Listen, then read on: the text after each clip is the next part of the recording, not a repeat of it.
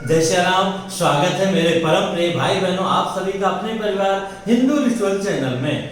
आज हम 21 जून 2020 रविवार के दिन पड़ने वाले कंकणाकृत सूर्य ग्रहण के बारे में बताने जा रहा हूँ। कुछ ज्योतिषकारों का मत है कि ऐसे ग्रहों की स्थिति 500 वर्ष पूर्व आई थी, जो अभी हम लोगों को इस बार 21 जून को प्राप्त होगी।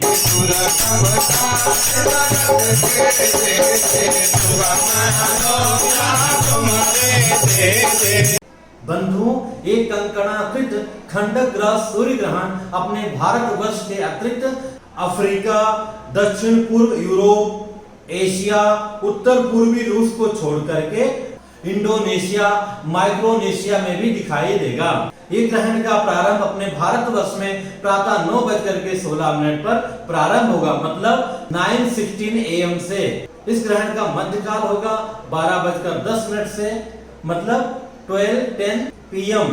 और इस ग्रहण का मोक्ष होगा दोपहर 3:04 पर। ये पूरा ग्रहण काल 5 घंटे 48 मिनट और 3 सेकंड का है। इस दिन हमें क्या करना चाहिए, क्या नहीं करना चाहिए। बंधुओं, अब हम सूतक के बारे में चर्चा करते हैं कि हमें इस काल में क्या करना चाहिए और क्या नहीं करना चाहिए।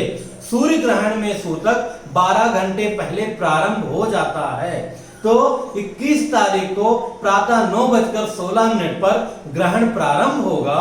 तो इसका मतलब ये हुआ कि 20 जून की रात्रि में 9:16 के पहले ही हमें भोजन इत्यादि ग्रहण कर लेना चाहिए। उचित तो ये रहेगा कि और भी पहले भोजन इत्यादि ग्रहण कर लेना चाहिए। सूतक काल प्रारंभ होने के पहले आपका पानी है घर में जो भरा हुआ, पीने का पानी रखा हुआ है और बना हुआ भोजन पदार्थ रखा हुआ है। हालांकि निवेदन करूंगा कि घर में बनाया हुआ कोई भी भोजन पदार्थ फ्रीज इत्यादि या कहीं भी न रखें। जो भी ऐसा नियोजन कीजिए कि उसके पहले सब जय सियाराम हो जाए। पैकेट बंद दूध वगैरह तो कोई बात नहीं है, पर खुला दूध इत्यादि सब मत रखिए।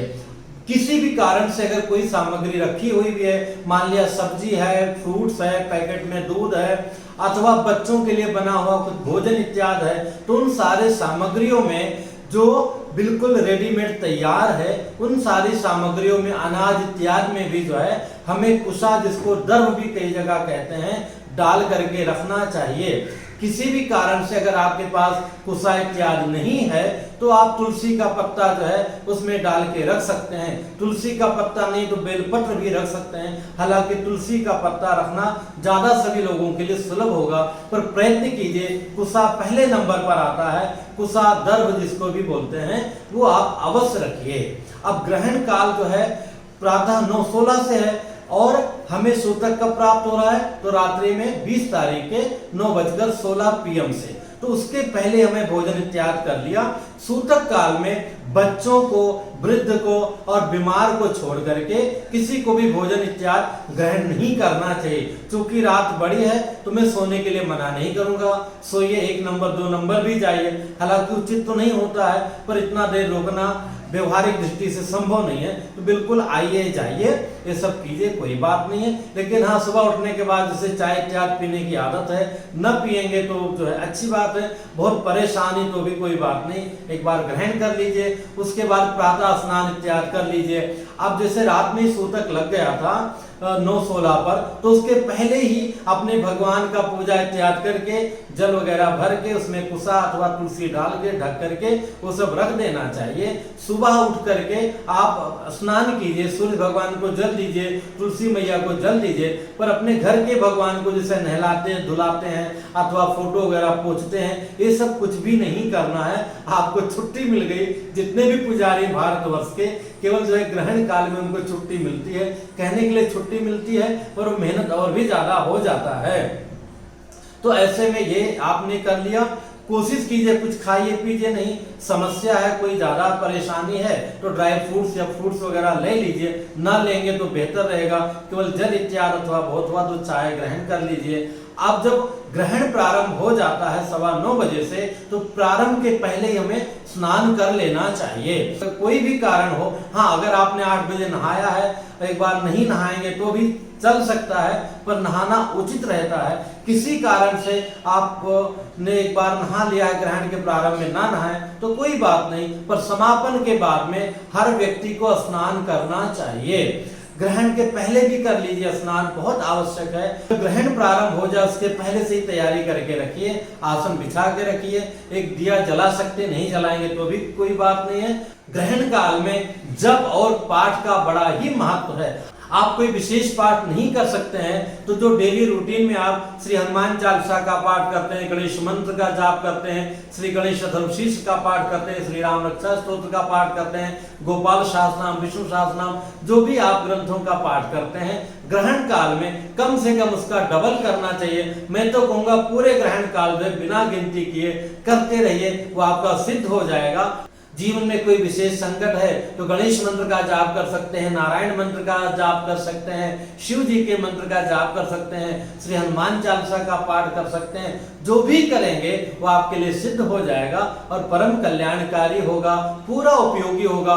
उस अनुष्ठान पाठ का जो महात्मा है अवश्य आपको प्राप्त होगा। जो भी जाप करते हैं तो पहला माला, पाठ करते हैं तो पहला पाठ इस भावना से कीजिए कि इसका जो पुण्य है सूर्य भगवान को अर्पित हो जाए, जिसके प्रभाव से ग्रहण जनित उनको जो कष्ट है वो पीड़ा उनको सद्यः दूर हो जाए। उत्तम बात तो यह है, किसी भी पवित्र नदी के किनारे, इसमें गंगा जी है, कुरुक्षेत्र है, अयोध्या जी है, हरिद्वार है, प्रयागराज है और वाराणसी है, इन क्षेत्रों का बड़ा महत्व है। अथवा कोई भी पवित्र स्थान हो, तीर्थ हो, सरोवर हो, नदी हो, वहां जाकर के ग्रहण प्रारंभ के पहले, मध्य और समापन में हमें 3 स्नान करना चाहिए। अगर ये तीनों स्नान न हो सके तो ग्रहण प्रारंभ के पहले और ग्रहण समाप्त होने के बाद अवश्य स्नान करना चाहिए। कई भाई बहन जो पूजा पाठ भी नहीं करेंगे, उनको भी उचित यही है कि ग्रहण प्रारंभ और ग्रहण के बाद में स्नान करें। किसी भी कारण से अगर आप पहले भी स्नान नहीं कर पाते हैं तो ग्रहण समापन होने के बाद में स्नान अवश्य करना चाहिए। उसके बाद दान इत्यादि देना चाहिए। ग्रहण का जो दान है ग्रहण पीरियड में देना उचित रहता है। जिनको भगवान ने खूब संपत्ति दिया है उनको उदारता पूर्वक दान देना चाहिए। किन्हीं बंधुओं को विपत्ति देना है, उनके पास संपत्ति कम है तो भी उन्हें अपने कल्याण के लिए यथासंभव दान देना चाहिए। दान की जो सामग्री आती है इसमें हेमनाग मतलब स्वर्ण से बना हुआ सांप पहले नंबर पर आता है, वस्त्र आता है, अनाज आता है, काला कंबल आता है, काला तिल आता है, वो भी जो है कांच के बर्तन में अथवा ताम्र के बर्तन में भर करके एक सुयोग्य ब्राह्मण को देना चाहिए। ब्राह्मणों के बाद में जो अंत्यज लोग होते हैं उनको भी ग्रहण का दान देना चाहिए। उसमें छाया पात्र का बड़ा महत्व है। कांसा अथवा जो है तांबे के पात्र में घी भर करके आप अपना चेहरा देख करके उसमें जो है एक मुट्ठी भर के सिक्का लीजिए, उसमें डाल दीजिए अथवा 2-4 सिक्का डाल दीजिए और वो जो है किसी अंत्यज को दे दीजिए। अंत्यज को चप्पल इत्यादि भी आप जो है दे सकते हैं। जो पुत्रवान व्यक्ति हैं उनको ग्रहण अगर रविवार के दिन लगे तो उनको व्रत और उपवास नहीं करना चाहिए। मतलब इस बार रविवार को लग रहा है तो जिनके संतान है वो लोग व्रत नहीं करेंगे, पर सूतक के नियम का पालन मतलब 12 घंटा पहले से खाना पीना नहीं रहेगा। ग्रहण काल में जप इत्यादि करें। ग्रहण के पश्चात स्नान करके जो जनेऊधारी हैं जिनका यज्ञोपवीत हुआ है, जनेऊ पहनते हैं, वो सभी लोग ग्रहण के बाद में यज्ञोपवीत चेंज करके संध्या बंधन इत्यादि अवश्य करना चाहिए। उसके बाद में भगवान के मंदिर को साफ कीजिए, अपने भगवान का पुनः पूजा कीजिए। ज्यादा पूजा नहीं कर सकते हैं तो सबको नहला धुला करके फूल इत्यादि अर्पण करके अथवा नहला धुला करके चंदन इत्यादि अर्पण करके और उनको कुछ भोग लगा करके संक्षिप्त में आरती इत्यादि कर सकते हैं। सूतक काल में मंदिर में पूजा पाठ इत्यादि नहीं करना चाहिए। जो हमारी माताएं बहनें हैं जिनके पेट में शिशु है उनको भी इन नियमों को विशेष रूप से पालन करना चाहिए। सूतक काल से लेकर के ग्रहण पर्यंत खाने पीने से बचना चाहिए, पर जिनका स्थिति ज्यादा गंभीर है वो सूतक काल में जल इत्यादि ग्रहण अवश्य कर सकते हैं। पर हाँ, जब ग्रहण काल हो उसमें बचें। पर शारीरिक रूप से अगर उनको लगता है कि बिना पानी के हमें तकलीफ हो रही तो निश्चित वो जल ग्रहण कर लें। पर हाँ, कोई भी चीज काटना पीटना नहीं चाहिए। ग्रहण काल में सोना नहीं चाहिए। अगर आपको शारीरिक तकलीफ है तो आप लेट सकती हैं, पूरा लेट सकती हैं, आधा लेट सकती हैं, कैसे भी बैठ सकती हैं, पर सोने से बचना चाहिए। राशि फल के हिसाब से देखें, मेष, सिंह, कन्या, मकर, इन 4 राशि वालों को छोड़ करके बाकी अन्य राशि वालों के लिए अच्छा नहीं है। किन के लिए क्या नुकसान है सब बताने से कोई मतलब नहीं है, दिमाग में और जो है चिंताएं ही बढ़ती हैं। जिनके लिए अच्छी नहीं, हमारे लिए भी अच्छा नहीं है, तो हम सभी लोगों को ग्रहण का दर्शन नहीं करना चाहिए। मेष, सिंह, कन्या, मकर, इन 4 राशि वालों को छोड़ करके बाकी राशि वालों को सूर्य देव का दर्शन भी नहीं करना चाहिए ग्रहण काल में। उनको तो स्पेशली उस समय बैठ करके जब इत्यादि अवश्य करना चाहिए। और कुछ कर सकते हैं नहीं कर सकते हैं तो ओम गंग गणपतये नमः, ओम नमो भगवते वासुदेवाय, अथवा जो भी आप इष्ट देव का मंत्र का नित्य जाप करते हैं, अथवा श्री हनुमान चालीसा से लेकर के जो भी पाठ करते हैं, आसन पर बैठ करके पूरे ग्रहण काल के दौरान अवश्य श्रद्धा पूर्वक करना चाहिए। अनुष्ठान का नियम आपको नहीं पता है तो इस लिंक को टच करके आप जान सकते हैं, देख सकते हैं। और ग्रहण काल में अवश्य जो है जो भी आप नित्य जब पाठ करते हैं कीजिएगा, उससे जो है वो मंत्र आपका रिचार्ज हो जाएगा, वो मंत्र आपके लिए कल्याणकारी हो जाएगा। कोई बीमार है, उसका नब्ज पकड़ करके उन मंत्रों को आपने जाप कर लिया तो भी जो है उसको तत्काल लाभ मिलेगा। इस प्रकार से हर तरह का लाभदायी आपका पाठ मंत्र हो जाएगा इस ग्रहण काल में पाठ करने से। पर भगवान की किसी भी रूप में पूजा नहीं करना है, जप करना है, पाठ करना है। और जो हवन इत्यादि कार्य में निपुण हैं वो लोग हवन इत्यादि भी कर सकते हैं, पर स्वयं हवन करने से बचना चाहिए। सबसे उत्तम तो यह है कि अपने प्रभु के नाम का हम आराम से बैठ के संकीर्तन करें।